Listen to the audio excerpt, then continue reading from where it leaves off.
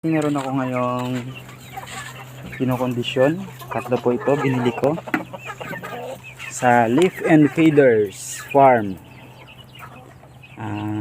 Ito po siya, bali ito siya, crossbreed siya ng Rhode Island White.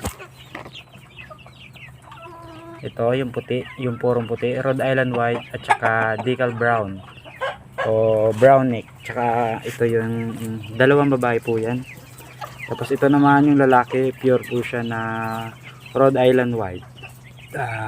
Susubukan ko kung anong kakalabasan nila, kung mas dominant ba yung puti or may lalabas na kulay brown.